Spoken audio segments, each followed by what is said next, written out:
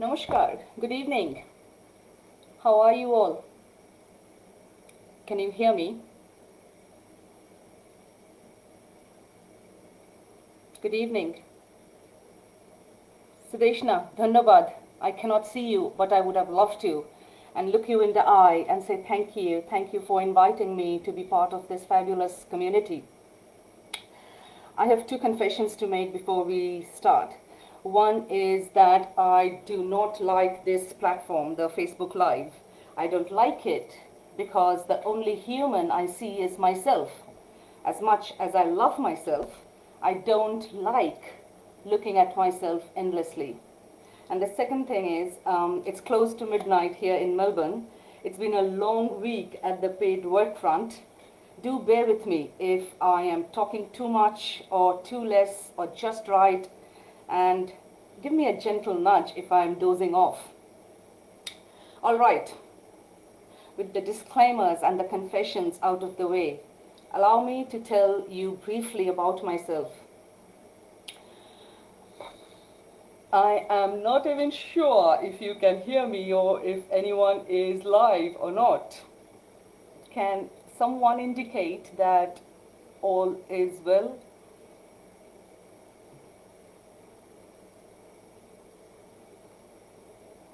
No?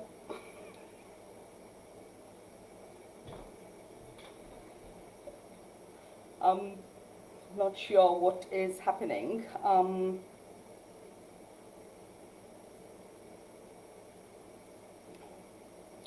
Should I continue or should I not?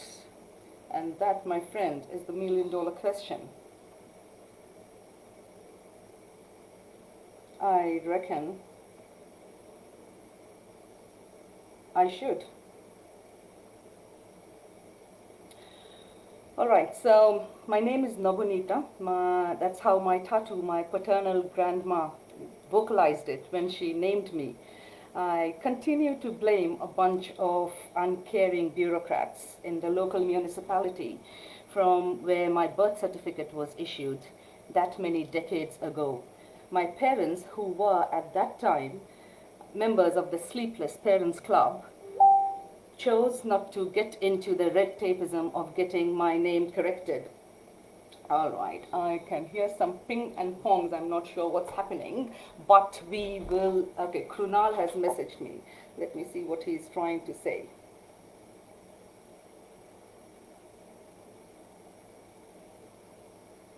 Everything is perfect. Start your talk, ma'am. I have started, Krunal, 2 minutes 53 seconds ago. Okay, so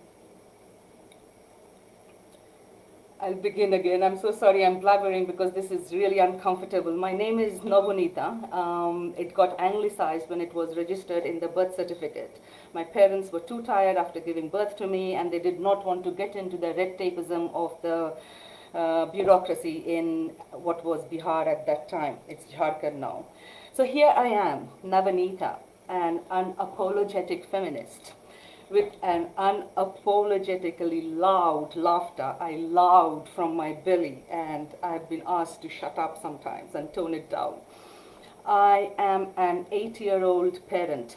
I am raising a mighty girl along with my feminist partner Shiv. Both Shiv and I are development practitioners. We have been working in the international development and humanitarian aid for the last 23 years. I was in Somalia last year working with the Electoral Commission there to establish inclusive electoral processes to enable that country to have its first, potentially first democratic elections in 35 years. My daughter Googled about Somalia on that particular day when there was a bomb blast which killed the mayor of Mogadishu, where I was based, and she ordered me back home. So after 3 months of working there, I packed up and moved back to Melbourne, and I am currently working with the telecommunications industry ombudsman. My domain remains the same, which is social justice infused equality, diversity, and inclusion. Shiv and I met and fell in love while doing our post-graduation studies in Delhi School of Social Work, where Sudeshna was our senior. announcing to my family that I was at last in love with a human who met my standards and want to marry him made Baba and Ma break into a dance. That was 2001. Since then, work has taken us some places together, some just me, to many, many different countries in Asia, Africa, and the Pacific Island countries. We moved to Melbourne in 2016 December to settle down, whatever settling down means. We had Nisa, our daughter, in 2012. We were working in Papua New Guinea since at that time. And since she was the second grandchild after 14 years, everyone in my family, we are a very close-knit family, everyone in her family, in my family, wanted to be part of her birth.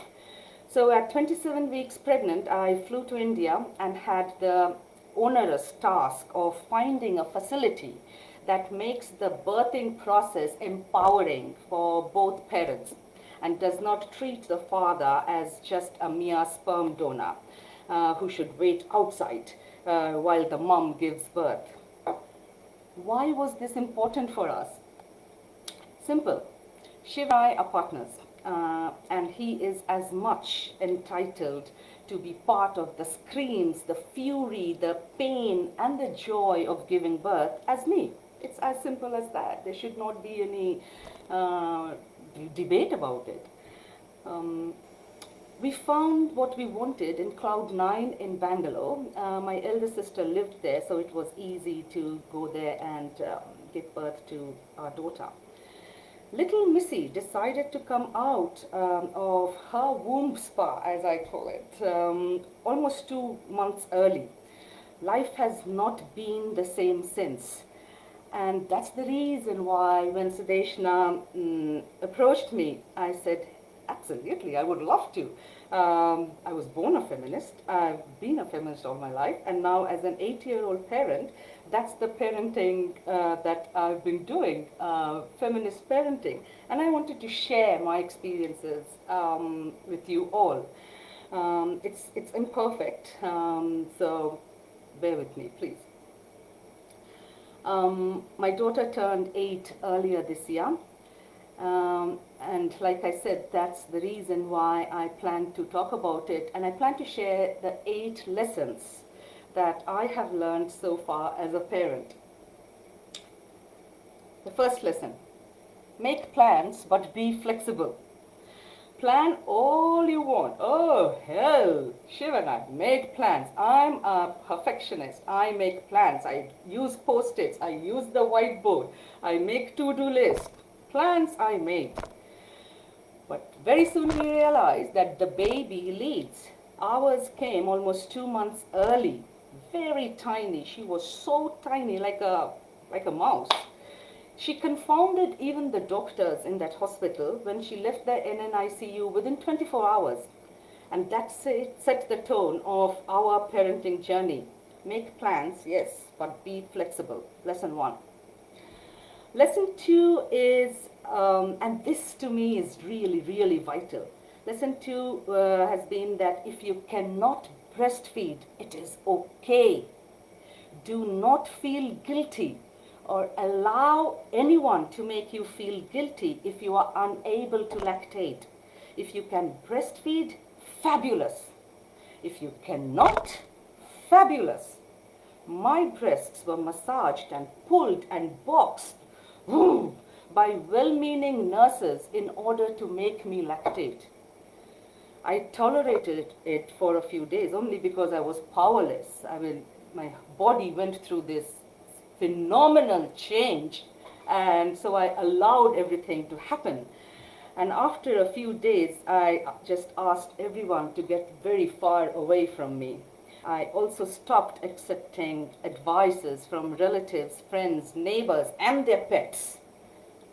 I realized that you are not less. I am not less. My baby is not less just because she did not get my milk.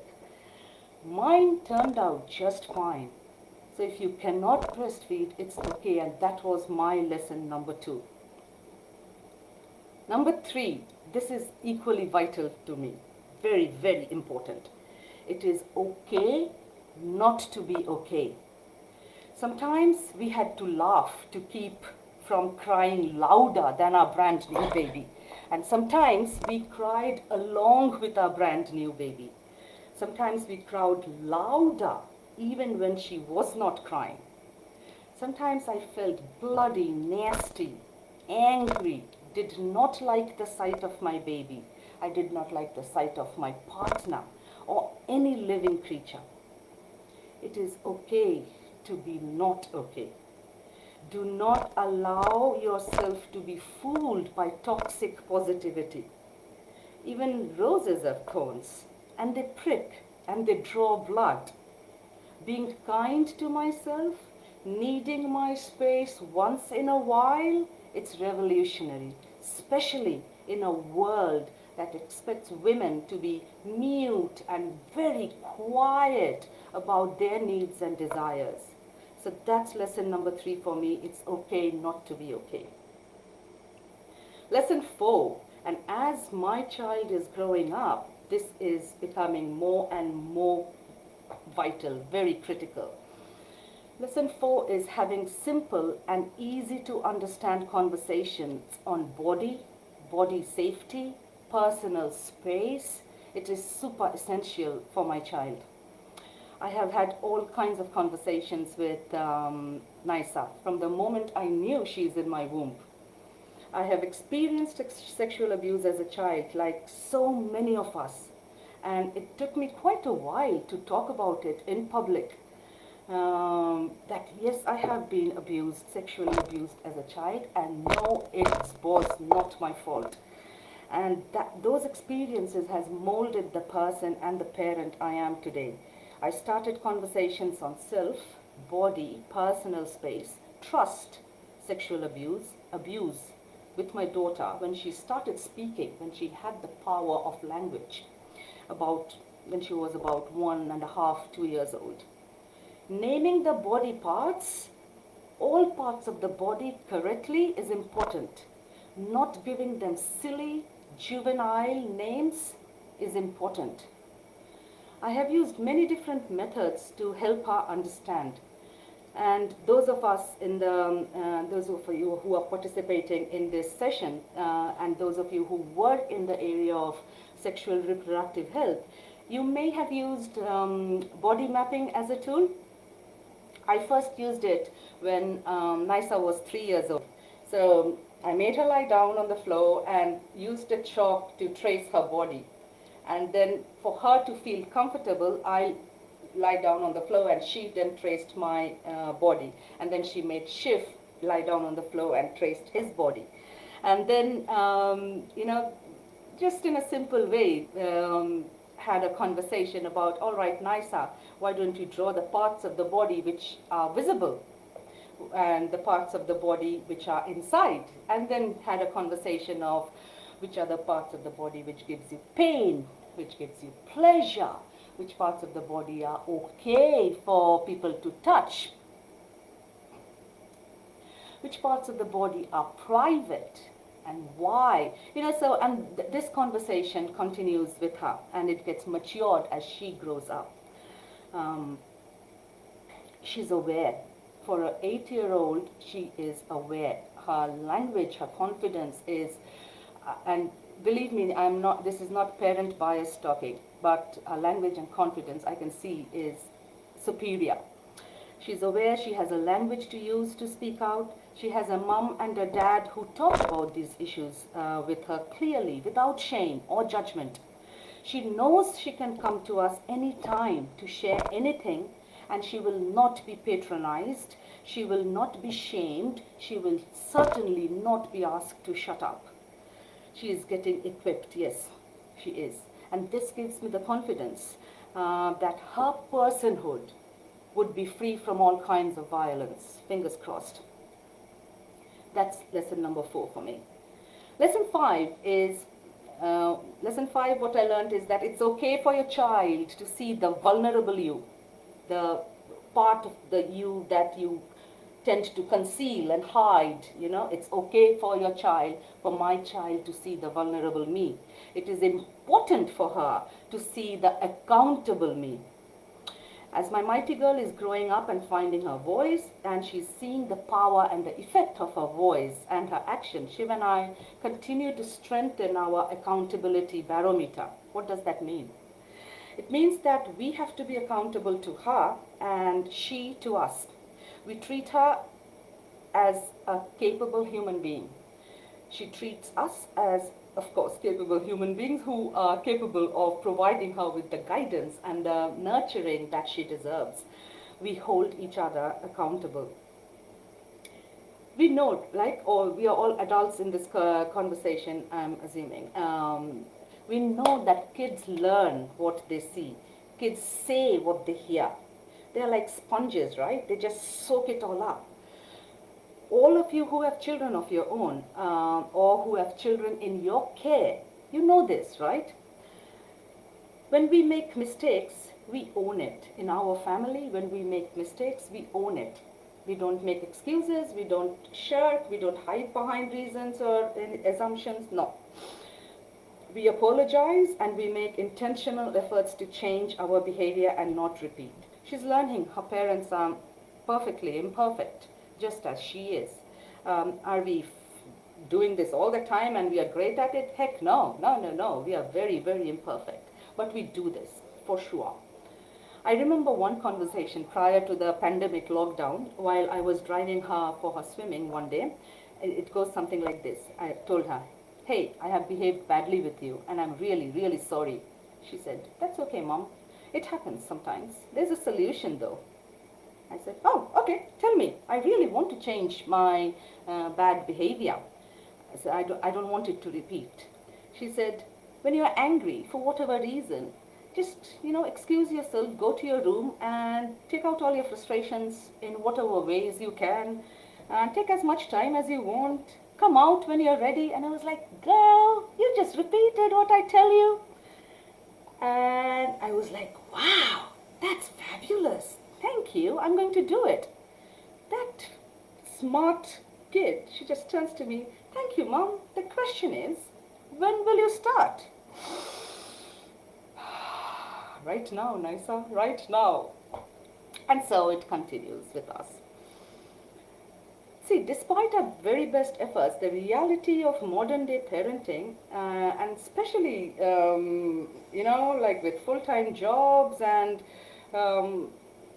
with modern life as it is, to me, modern day parenting, I think, feels really daunting and discouraging sometimes. So we consciously try to be empowering in our approach.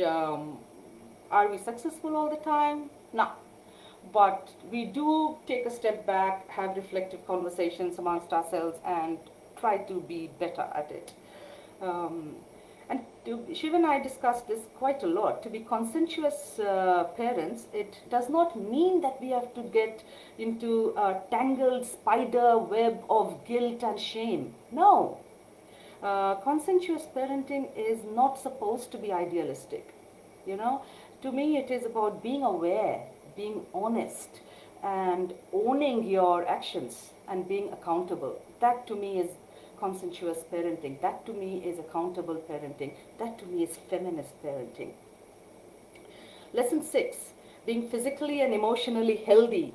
God, for the first 6 years of my daughter's life, I was active and, hiking and weightlifting and And the last 2 years, I've dug this nice deep burrow and I've gone into the burrow and I'm comfortable and lazy and I find immense pleasure in painting and reading, doing all the mental stuff rather than the physical stuff. And that bloody 8-year-old, she sees and she's doing exactly that.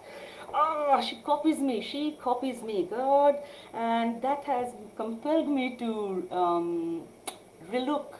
review my lifestyle and come up with something more balanced. Do I do exercise every day? Nah. But yeah, making efforts. But that's lesson 6. Being physically and emotionally healthy is a necessity. It's not a choice. Lesson 7 is validating all feelings. This is very, very important, and especially more so now that she is growing up. Validating all her feelings is important because that is teaching her respectful behavior. Shiv and I had to unlearn a lot to learn to validate her feelings without patronizing or disempowering her, without making her feel that her feelings are not important. We had to give up control as adults, as parents who know it all. I mean, we had her when we were 38 years old. Imagine. Acknowledging her feelings, the bad ones, the nasty ones, the feelings such as jealousy, or if a bunch of guests have come and she doesn't want to talk to or doesn't want to share. Acknowledging those feelings are important as well. And teaching her what respectful behavior means in practice is equally important. And the last lesson, but certainly not the least, part 8 years of parenthood, and this is the 8th lesson. Helping her to be a feminist is work in progress. In our increasingly unequal and sometimes really cruel world, being a child in a multicultural country such as Australia, being a child in an age and time that is so incredibly powerful and advanced, it is important for me that she knows. It's important for me and Shiv that she knows why, when, and how to speak out against all kinds of bias and discrimination and prejudice. It's very, very vital. As her parents, Shiv and I practice it as we have always done. We discuss our work with her, we discuss critical news from the world over, we reflect with her on her day in school, in the playground, and so forth. We let her practice her skills. And we empathize with her if she is unable to, or she could not, or did not, in order to help her retain that sense of control, that yes, and that resilience, that yes, I'll spring back and I'll be better at this. And the journey continues. And so here I am, a feminist, married to a feminist, raising a feminist. Proudly so, imperfectly so. And yes, you got it. Feminist is not a bad word. Being a feminist, in fact, is the only way we can raise a generation of human beings who will have all the tools to never allow any form of oppression and discrimination to happen. Because they will constantly question. They will constantly check their own biases. They will constantly check their own privileges. They will design policies and systems that include. They will lead with inclusions. They will practice inclusive leadership. And they will practice inclusion every day. That's what feminist parenting does to children. I mean, we can have endless debates on it, and I'm not going to change my view on that.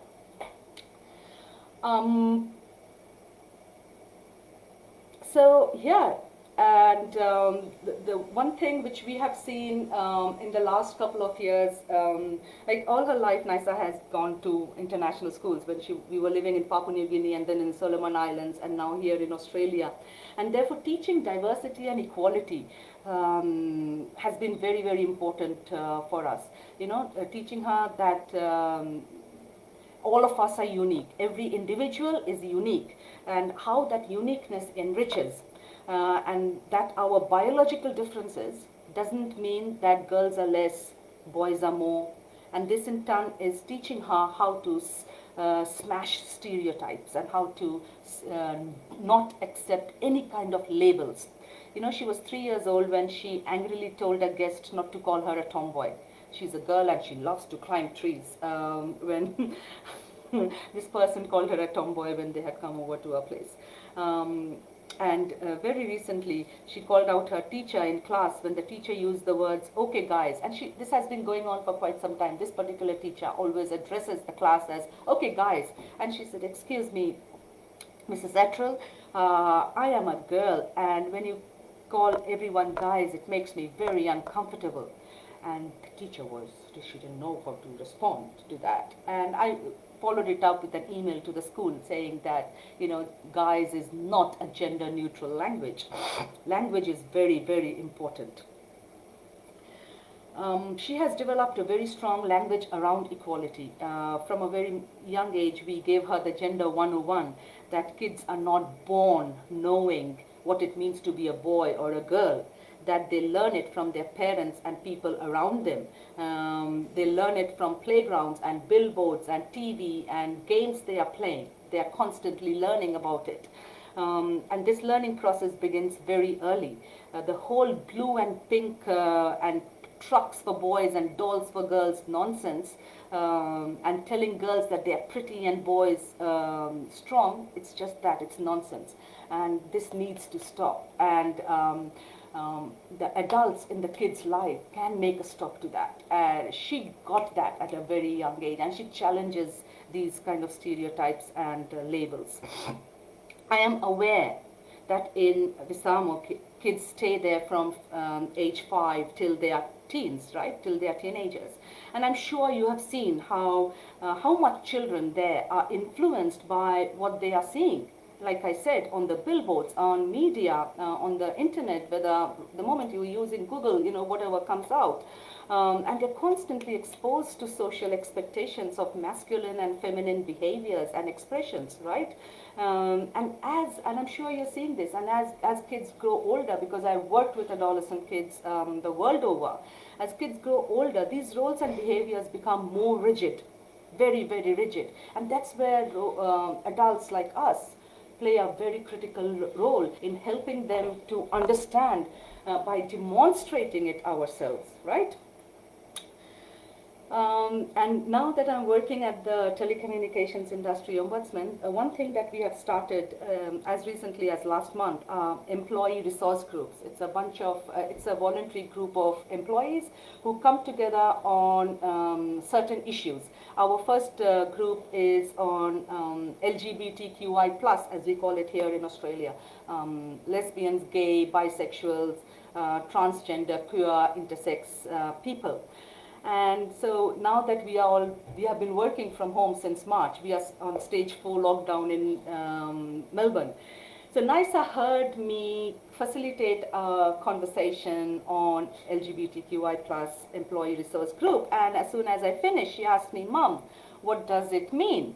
And that opened up the space for us to have a conversation on this issue,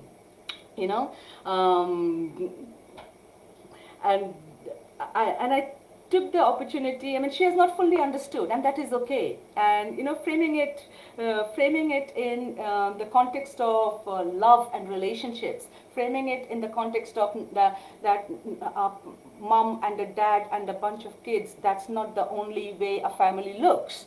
A very close mate of mine, she's a single mom with twins, and helping her have a conversation with Nat, asking where is Anushka and Nikolai's dad. My elder sister is a single mom, and so her daughter lives with us. So and what does gay mean, Mama? Two men, two women choosing to love each other, to be in a relationship with each other. So this has opened up space for all kinds of conversations. Like I said, it's a journey for us. We are not perfect, and the learning continues. But the important thing for me as a parent is that I believe that we should have conversations that's clear and simple and easy to understand, because I do believe that in this time and age, to be ignorant is a crime. And I can see that I've been talking 28 minutes. That's how long I have been looking at myself. And on that, I will end this. Thank you very much for being present on a Friday evening. And I hope it has been useful. I thank you, Sudeshna and Visamo, for having me. And good luck with the fantastic work you are doing. Thank you. Good night. Shabbat khair.